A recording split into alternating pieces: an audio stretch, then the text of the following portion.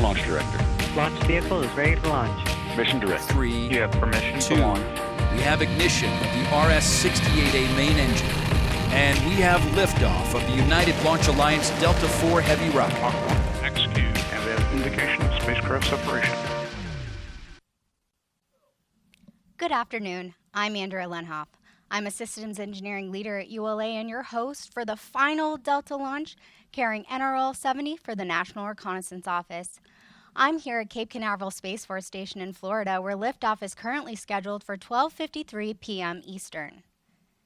In addition to watching our webcast, you can also follow live mission progress at ulalaunch.com.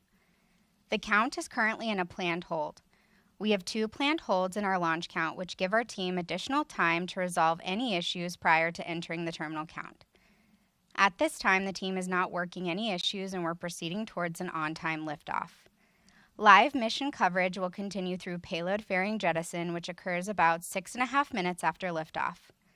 To tell us more about today's mission customer, let's go to ULA's Ben Chilton over at a viewing location on the causeway. Thanks, Andrea. I'm Ben Chilton, an ordnance engineer at ULA, and I'm joining you from the ITL Causeway just a few miles south of Space Launch Complex 37. There's a lot of people out here on the causeway that have come to watch this last launch of the Delta IV Heavy, and it's a beautiful Florida day for us to witness this rocket take off. Today's mission is for the National Reconnaissance Office, or NRO. The NRO is the leader in developing, acquiring, launching, and operating the nation's intelligence, surveillance, and reconnaissance satellites to secure and expand America's advantage in space. The NROL-70 mission will strengthen the NRO's ability to provide a wide range of timely intelligence information to national decision makers, warfighters, and intelligence analysts to protect the nation's vital interests and support humanitarian efforts worldwide. Back to you, Andrea. This is the 16th and final flight of the Delta IV Heavy rocket and ULA's 160th launch. Here's more about this heavy lift rocket.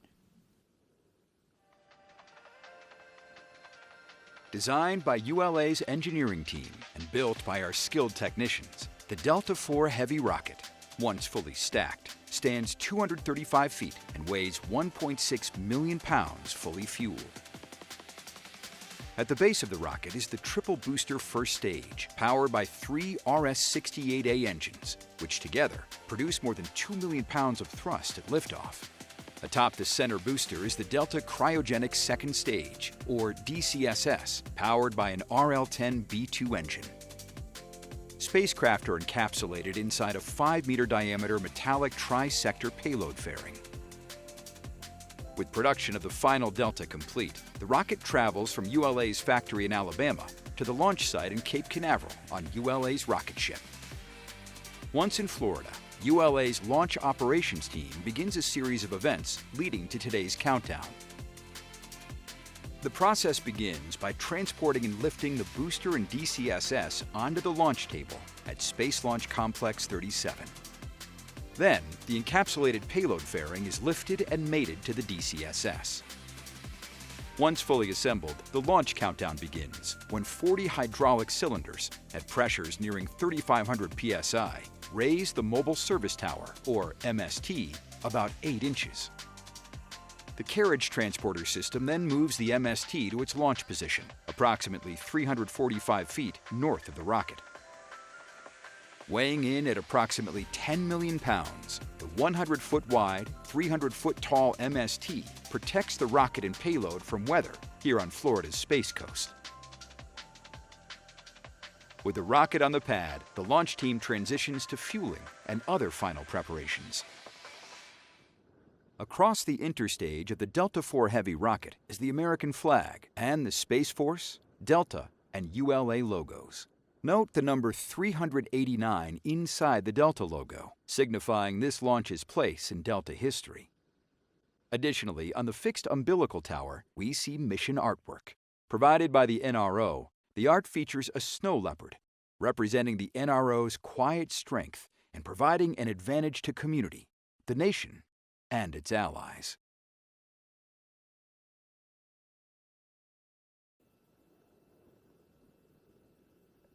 L minus 25, T minus 10. PNE LC.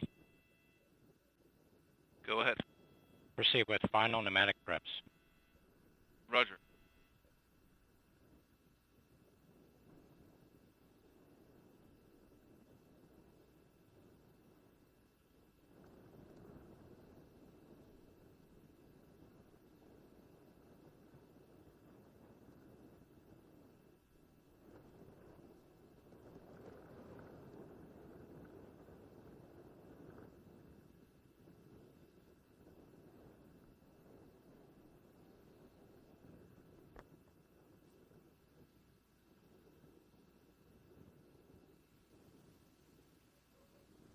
With this launch, we are remembering an NRO teammate. Here is Mission Director Colonel Eric Zaryabininsky. This is the MD. This afternoon's NROL-70 launch is dedicated to the memory of Colonel Edward Chip Zakrzewski. Chip dedicated his career to the advancement of space launch and to the success of NRO missions. He was a fierce advocate and leader for the Office of Space Launch and in the broader space launch community.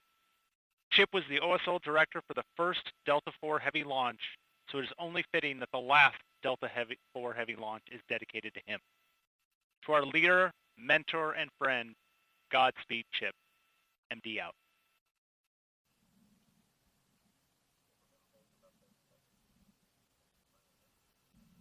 LC concurs. LD. LD concurs. MD. MD concurs. ABE, are you in a position to perform the task as the anomaly team has directed? Affirmative. Roger.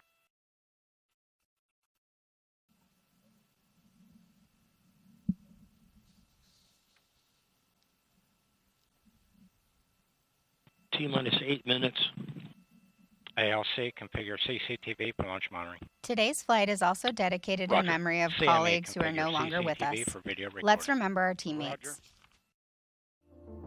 Today's flight is dedicated to Doug Thompson, Mark Cox, Brent Bonar, and George Lucian.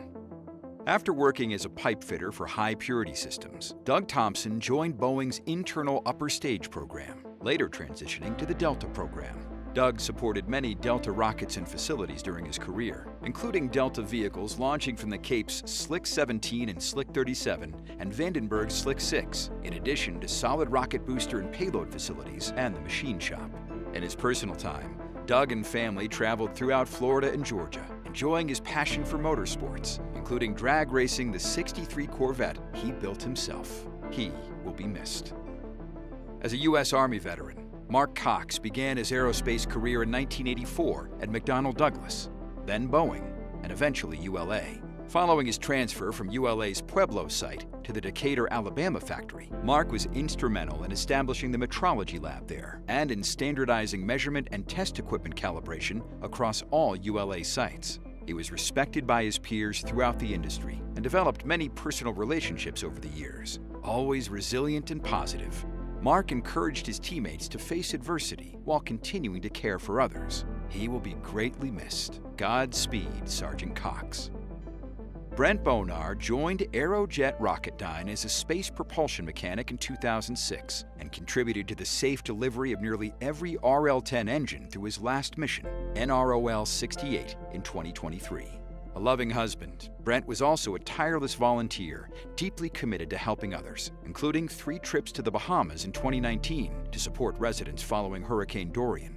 This effort led Mark to logging more than 600 volunteer hours and being recognized as Aerojet Rocketdyne's 2019 Volunteer of the Year. Brent was kind and generous and a role model to many people.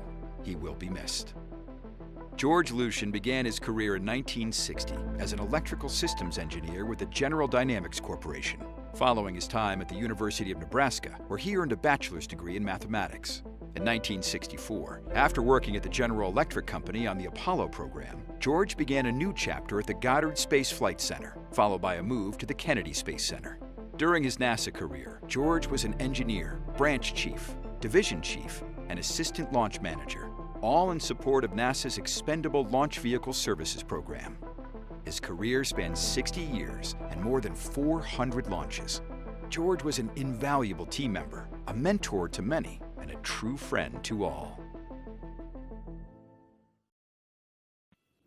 T-minus 5 minutes.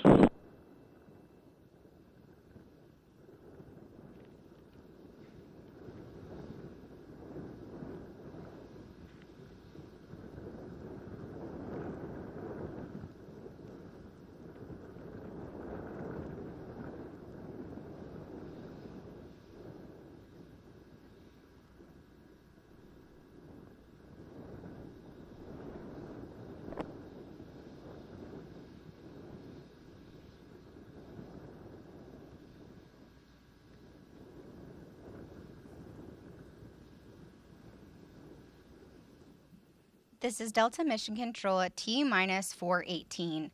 We anticipate entering the hold in just a few moments.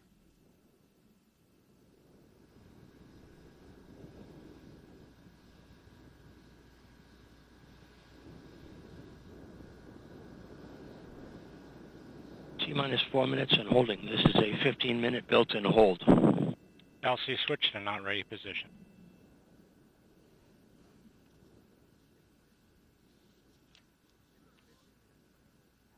Since 1960, Delta rockets have been an integral part of America's space program. The on-orbit assets it has launched have improved life across the globe. Let's take a look.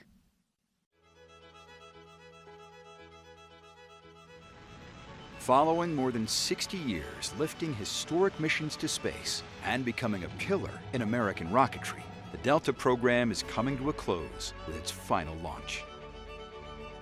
Here's a look back at some of the groundbreaking firsts and iconic missions launched on Delta rockets.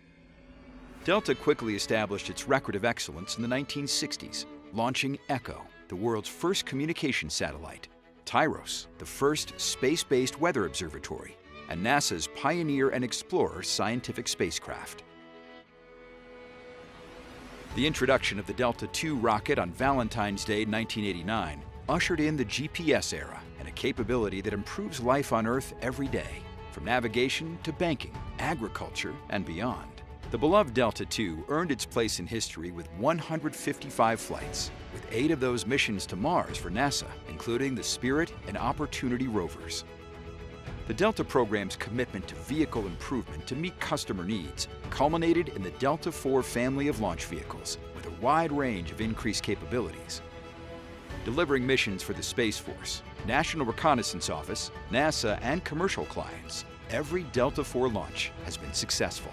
As America's trusted heavy lifter, the triple-barreled Delta IV Heavy launched the first Orion spacecraft on an uncrewed shakedown cruise and sent the Parker Solar Probe to surf the atmosphere of the Sun. The 16th and final flight of the Delta IV Heavy rocket carries NROL-70, capping off the incredible legacy of this program.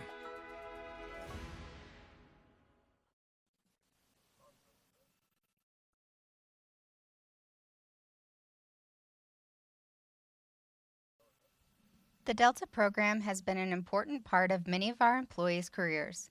We recently spoke with employees about what the Delta rocket has meant to them.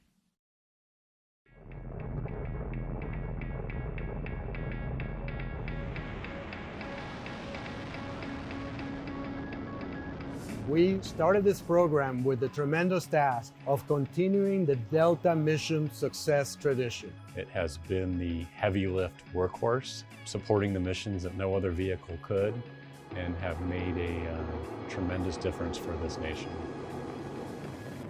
The assets that we launch with Delta are crucial to our warfighter and have really allowed us to sustain our capability not only in space, but also just on the ground and keeping the entire world in a better place. That ability to impact the nation in what we can do, our technologies, as well as our reach into space. It's just an honor. There's no other way to say it. Look at what we as part of the team have done to improve life on Earth. All things to be extremely proud of.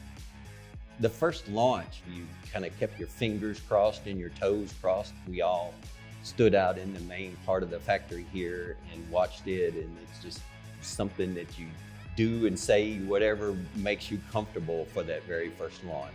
Watching the Delta IV Heavy right outside the door of the Delta Operations Center and feeling the vibration and just amazement. I was at the launch site in the dock for the NROL-70 mission, and the experience when that thing lifted off of the acoustics, hitting that facility and literally seeing the windows flexing from the acoustics of that liftoff was something I will never forget. I've been down to the launch site, been on the pad, been on cranes up and down a heavy vehicle, been able to support on console, and been part of the day of launch activities. So I've seen it from a unique perspective. Those memories will always stick out. We took a lot of lessons from Delta. Aluminum skins, machined, brake formed, welded together with friction stir welding. The first time we used that was on the Delta 4 program. One lesson learned from Delta 4 that will stick for our future launches is our record of mission success and our focus on mission success, making sure that all of our launches accomplished what we wanted and delivered the payload for our customers. The teamwork that we built across all the different suppliers and across the program itself. It's a really complex vehicle, and so being able to bring that whole team together and deliver Delta for that many years has been brought over into the Vulcan program and will continue to live on. Whether it be in the design center, the operations center, the production center, we're all a big team, and those teams work together, and it's magic. Launch conductor is only one little cog in the whole process. This is a team sport, and the team has done nothing but a phenomenal job. Taking pride in your work and treating everything as if it's the most important job you'll ever do is something that I will keep with me for the rest of my career. Well, it's bittersweet, of course. We all thought we could do this a lot longer because we love it so much. It's been a wonderful rocket to work on over these years, and I'm going to miss it. It is the most amazing rocket I could ever imagine, this Delta IV Heavy. I'm just proud to have been a part of this team and was able to better my career by working alongside an amazing team. The legacy of Delta will live on in the Vulcan rocket and in the people that make it a reality and have taken the best of what Delta has accomplished and carry that forward into the future.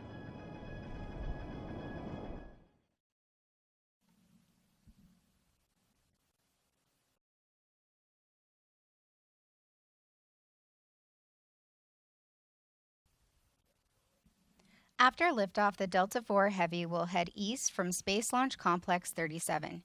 Here's a look at today's ascent.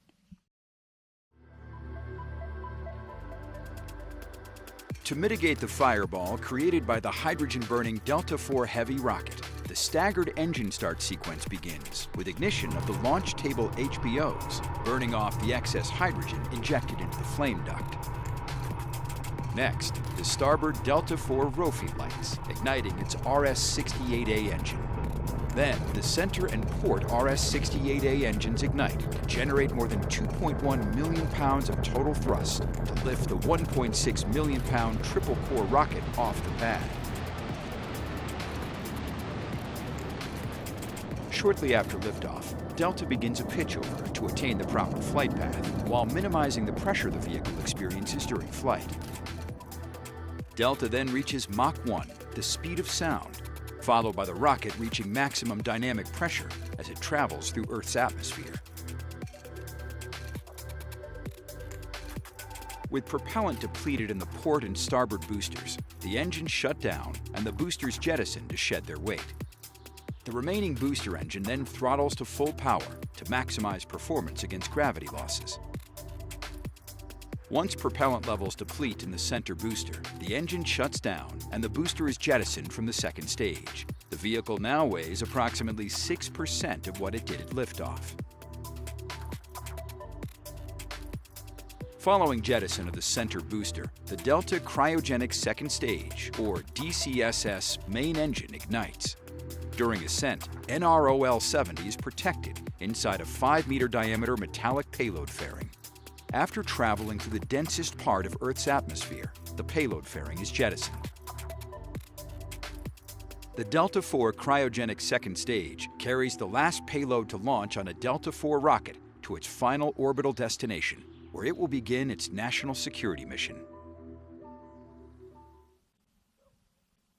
As we continue the countdown to launch, let's head back over to Ben Chilton on the causeway. Thanks, Andrea. I'm currently joined by a number of people who are very excited to watch the last liftoff of this magnificent rocket. We're about 1.5 miles from Slick 37, and when we reach T0, it'll take about 8 seconds for the sound to reach us, though we'll already be able to see Delta lifting off the pad.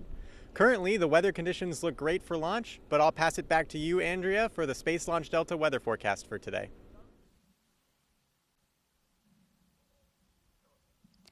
Thanks, Ben. The forecast for this afternoon's launch is looking good. The probability of violating launch constraints is 10%.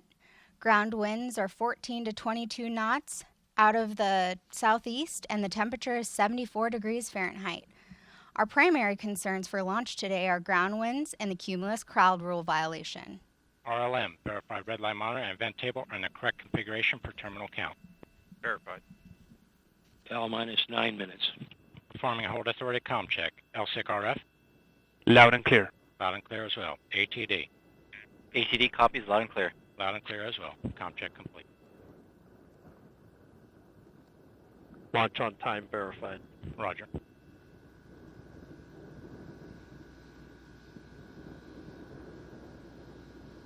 LC switch to ready position. All steps are complete prior to the status check.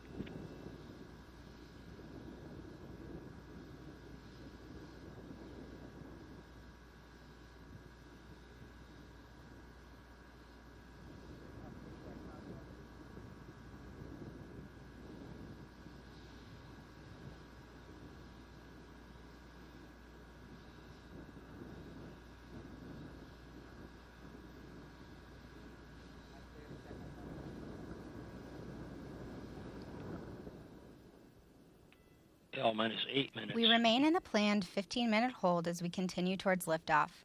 In a few moments, launch conductor Scott Barney will pull the launch team for the final go to pick up the count. 28 engineers and managers are pulled for system status and readiness to proceed. This is the final status check for all Delta vehicle systems, ground systems, spacecraft, and the U.S. Space Force Eastern Range. The vehicle system readiness pull includes electrical systems, hydraulics, pneumatics, propulsion systems, flight control, and propellants. Let's listen in as Scott Barney performs the final pulling.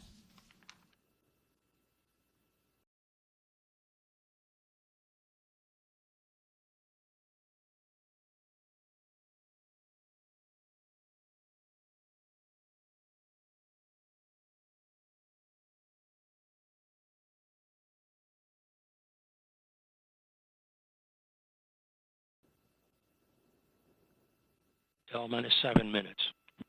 Status check to proceed with terminal count. First stage systems, propulsion. Go. Hydraulics. Go. Locks. Go. LH2. Go. Second stage systems, locks. Go. LH2. Go. Electrical systems, airborne. Go. Ground. Go. Facility. Go. RFFTS. Go. Flight control. Go. COM. Go. GCQ. Go. Operation support. Go. Pneumatics. Go. Umbilicals. Go. HASGAS. Go. ECS. Go. Red line monitor. Go. Mechanical engineering advisor. Go. Quality. Go. Ops safety manager. Go. ULA safety officer. Go. Vehicle system engineer. Go. Anomaly chief. Go. Range coordinator. Clear to proceed. Launch director. Launch vehicle is ready to launch. Mission director. You have permission to launch. Proceeding with the count. L minus 6. ALC verified T0 is set for 16:53 Zulu. Verified. Pulling is MEQ, complete establish and the swing arm team lock is pins go full. for launch. From T-minus 4 minutes until liftoff, you'll hear Scott Barney and the team performing the final steps in the countdown procedure. Several critical activities occur in the final minutes before launch, including verifying fuel tank levels and pressures in the 3 boosters and DCSS, in addition to arming the flight termination system. At T-minus 1 minute, the Range Operations Commander confirms the range is in a green condition for launch. At T-minus 15 seconds, the launch table HBOs at the base of the rocket are ignited to burn off excess hydrogen. At T-minus 7 seconds, the starboard engine is ignited. At T-minus 5 seconds, the port and center engines are ignited. Once the Delta IV Heavy lifts off, you'll hear flight commentator Rob Gannon providing launch vehicle ascent data. TD, verify SV configured for launch. TD on net 1, SV configured for launch. Roger. TD out. Swing arm lock pins pulled. Roger. All steps are complete prior to terminal count.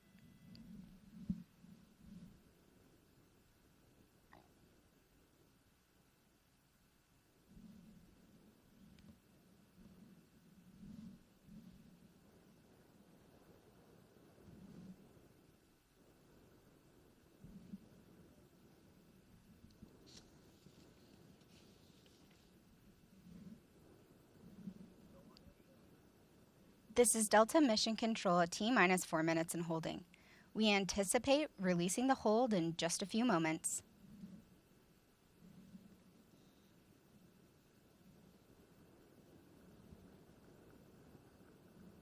T-minus 4 minutes and counting. Minus 355. Ground pyros enabled. 350. The countdown clock is resumed and we are go for launch at 12:53 p.m. Eastern. With liftoff approaching, we're raising the volume on our launch team so you can hear the final preps taking place. Minus 332.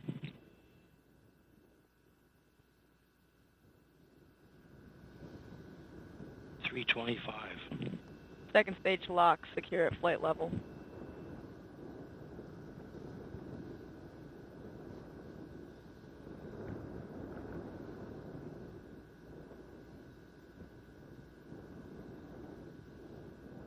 Minus 307.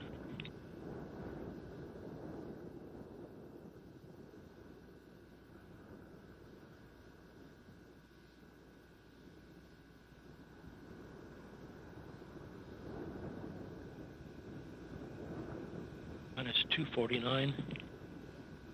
FTS internal.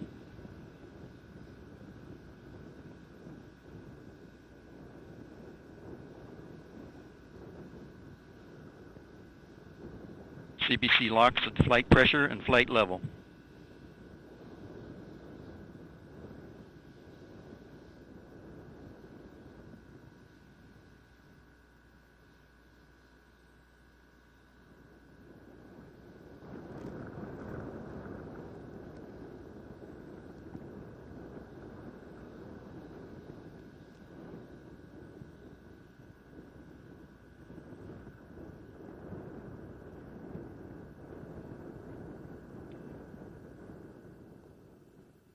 T-minus 2 minutes. The rocket, payload, ground systems, and eastern range are go for launch. Vehicle internal.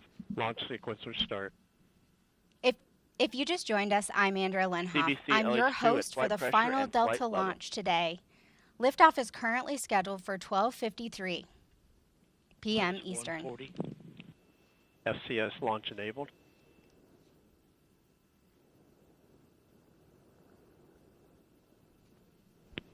FTS armed.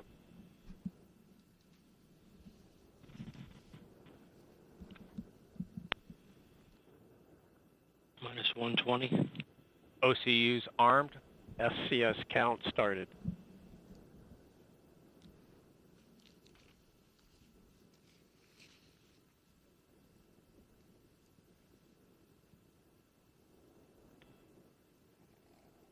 T-minus 1 minute. Go for main engine T-minus start. 1 minute. Rock, report range status. Range green. Minus 50.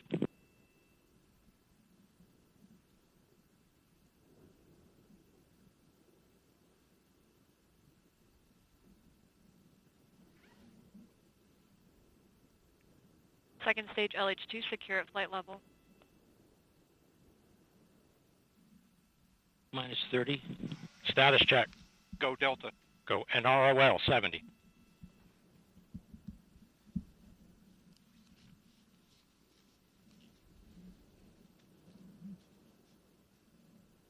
Minus 15. Rofi ignition.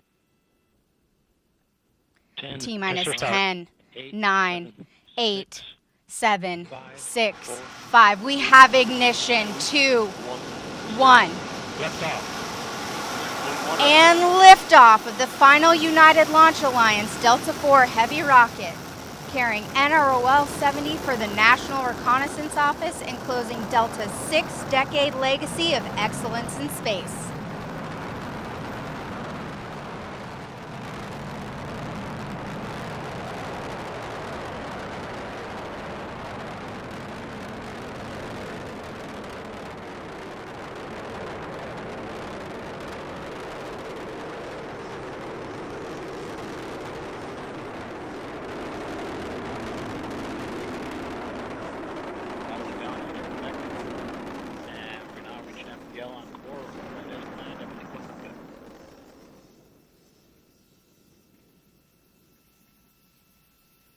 4 is at min power level. Port and starboard strap-on still operating at enhanced power level. You are hearing the voice of Rob Gannon providing launch vehicle ascent data. Parameters look good. Flight control disturbances look good. And we have fired the isolation pyro valve on second stage reactor control system. First step in readying that system for operation. Engines continue to look good. And we've passed through Mach 1 and Mach 2. Normal disturbances there, everything looks good.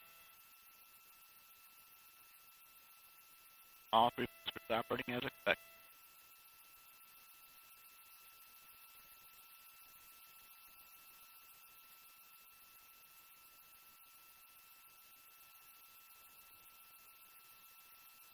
All three boosters operating as expected. Everything looks good. And we fired the pyro valve, pressurizing the reaction control system on the second stage.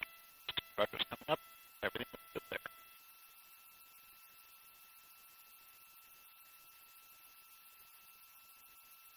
What we're looking for is going to closed loop guidance. After 3 or 4 seconds. And we've started closed loop guidance. Vehicle maneuvering as expected. All three engines continue to look good.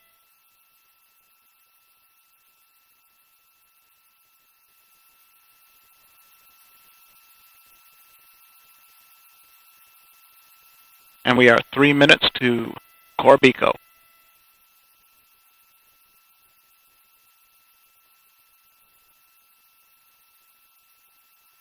And the vehicle is now 1/2 its liftoff weight. All three engines operating normally, everything looking good.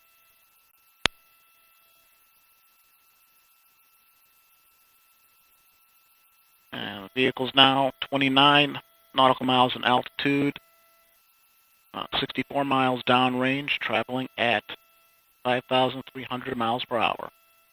Everything continues to look good. And we've just passed through the Kármán line, reaching 100 kilometers in altitude.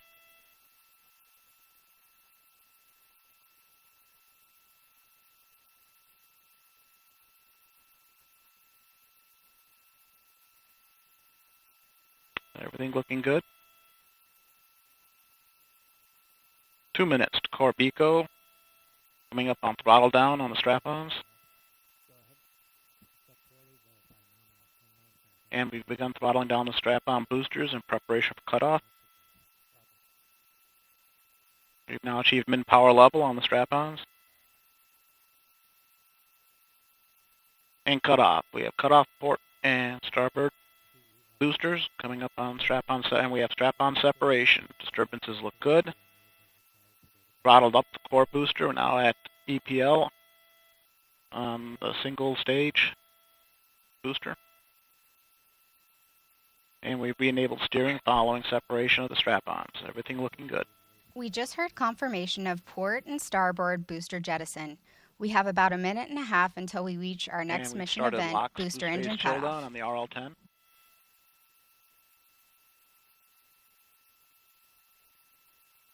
One minute to Corbico. Housing temps respond as expected on the RL-10, and we've started LH2 boost phase chill down. Housing temps responding as expected. Flight control disturbances are small, and the core RS-68 continues to operate as expected.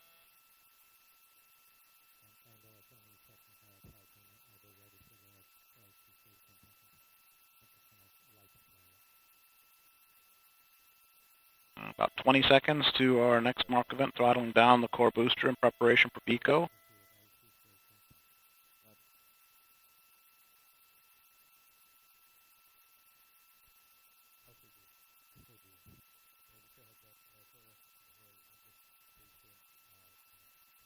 And core booster is throttling down, coming up on booster engine cutoff.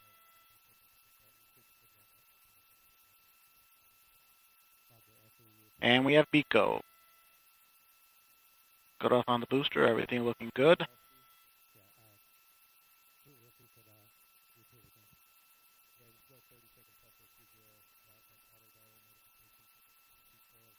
And state separation occurred right as expected. NEDs have deployed.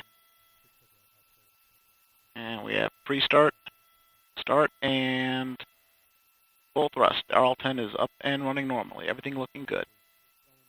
Enabled steering of the second stage. Second stage operating normally. Coming up on bearing separation.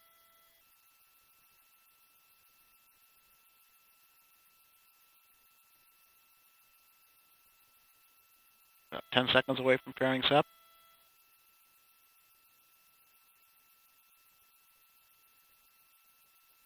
5 seconds to pairing sep, and we have pairing separation. Disturbances look good. Upper stage is operating normally. And once again, steering has been re-enabled after the separation event.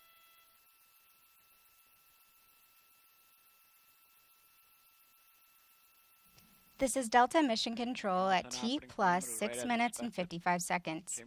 We just heard flight commentator Rob Gannon confirm the successful completion of the early phase of today's flight, and all systems continue to operate nominally. While the mission has just begun, we did just see liftoff of the last Delta rocket. Here's ULA President and CEO Tory Bruno. Well, good afternoon. A lot of you know that the Delta IV Heavy is, of course, the most metal of all rockets, setting itself on fire before it blasts into space. But I also want to talk about its tremendous contribution to our nation, to exploration, to national security. The Delta IV Heavy still today flies missions that no other rocket can fly. Soon Vulcan will pick up that mantle, and we're going to retire this venerable rocket that has made so much important work for our country. And I want to thank everyone who has been involved with the Delta IV Heavy. We have many employees who are here for the very first Delta IV launch, who are still here now for the last Delta IV launch to send off this great vehicle into its well-earned retirement. Thank you all. Hi, everyone. I'm now joined by ULA's Launch System Director, Bill Cullen. Bill, thank you so much for joining us today. Oh, thanks for having me, Andrea. We just saw a really magnificent launch for the last time. This has a little bit of a special meaning to you, is my understanding, because you started your career working on the Delta program. I did. So tell us a little bit about what this experience means to you. Well, so it is bittersweet, Yeah. but it's very exciting, and it's a great evolution. And everything that Delta has done, Delta 2, Delta 4, Atlas 5 is being done better on Vulcan. And so this is a great evolutionary step. And it is bittersweet to see the last one, but there's great things ahead. So. It is. It's exciting, too. I know you and I have worked on Vulcan for a long time. So it's exciting to see it, but bittersweet, obviously, to be the last one. This Delta Heavy configuration is obviously a fan favorite. I know you've seen the most heavy metal of rockets. So definitely a unique and cool configuration. What is it about the Delta Heavy that makes it so special? Well, so two things. It all boils down to the mission capability, so which is lift capability in many ways, and then on orbit.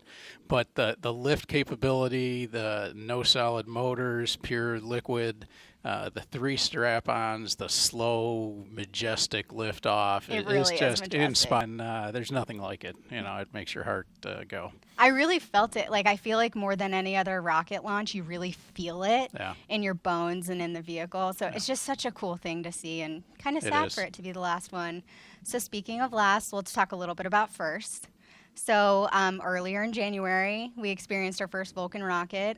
Went off pretty flawlessly, in my personal opinion, which is kind of a big deal for the first one. We also have an exciting time coming up with the first crew flight test coming up here very shortly, actually. So with all those firsts, you know, we are looking at one of our lasts with the Delta configuration in the Delta Heavy. So what would you say was this program's greatest accomplishment? The greatest is hard to pick. Just pick you know, one. So if you look at all the national security things, intelligence, the GPS constellation, everybody uses GPS, right? And you know, the mapping capabilities. I mean, you want to know where you're driving. You want to see what what your house looks like in satellite view. Everybody can do that in part because of the satellites. And every day, we use it every day, right? Every day it's touched all of us. Yeah, it's amazing. It's such a cool thing. I mean, working at ULA, you know, just to be a part of that small experience that we have here, but know the huge impact that it has. I mean, just an exciting time. Yeah, we're enablers. We are enablers, and we work on rockets, which is really cool. Yeah. Well, Bill, that's all the questions that I have for you today, but I do appreciate you joining us, and just really thank you for being here for this exciting last, and looking forward to a year of firsts for us and many, many more coming here in the future. Absolutely, to mission success. Great. Thank you so much. Yep. Well, we're just about to log up here for today, but before we do, I do want to thank Ben Chilton and Rob Gannon for their support of today's broadcast. You can follow more about ULA and learn more about our rockets at ulalaunch.com. However, before we log off, let's look at one more majestic look of that last Delta launch, lifting off the pad for the very last time. Thanks for joining us. T-minus 10, 9, 8, 7, 6, 5. We have ignition. 2, 1. And liftoff of the final United Launch Alliance Delta IV Heavy rocket, carrying NROL-70 for the National Reconnaissance Office and closing Delta's 6-decade legacy of excellence in space.